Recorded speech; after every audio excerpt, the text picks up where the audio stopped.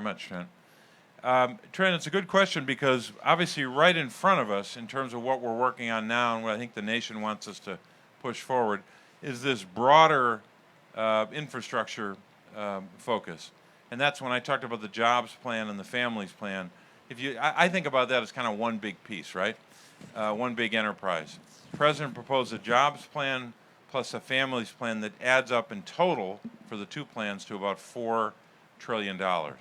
Will we get $4 trillion when all the legislating is done? Probably not, but I think we can get a robust investment, and that would include everything from physical infrastructure all the way through the caregiving investments we have to make, the investments in child care, and so many other priorities. So that's I think the big agenda item for the next couple of months.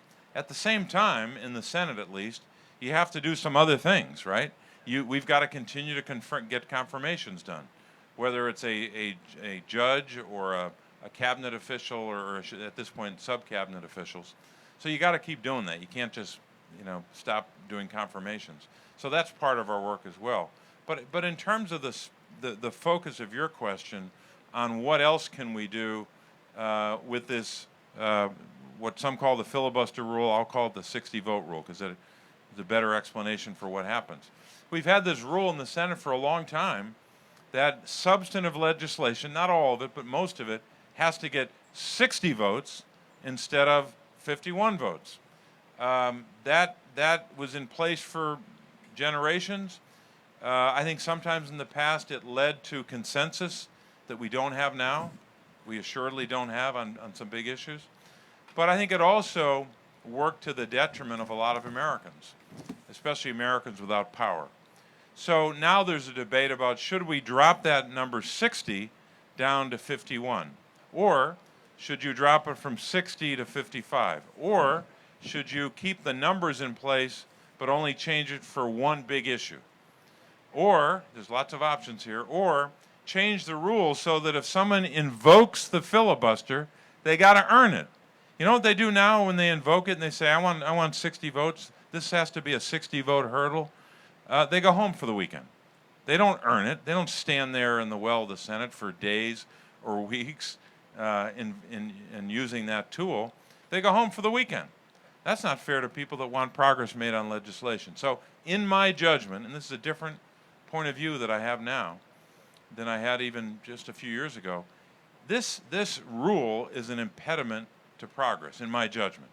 Now, will I be successful, and those of us who support a change in the rule, either to change the rule or to do away with it, will I be successful in convincing 2 or 3 or 5 or whatever the number is of people in our caucus that don't want to change it? I don't know. Don't know the answer to that. But here's what I do know.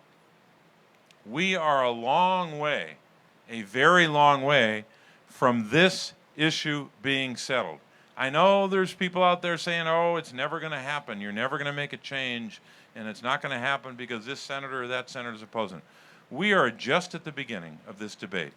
We have not really had, as a nation, and even in Washington, we haven't had the kind of full debate on this 60-vote rule that we're about to have, I think. Mostly because of voting rights. That brought the issue to the top of the agenda for a lot of Americans. And we're at the very early stages of the debate about voting rights. We have already made a lot of progress in taking some of the changes that were suggested by a number of members of the Senate on the Democratic side and made changes to the proposed bill. But there's still no bill yet. So we still have a bill to work on, and then we're going to have an intensive debate about and reach a conclusion about deciding whether or not to change the rule for voting rights only or to change the rule for other issues as well.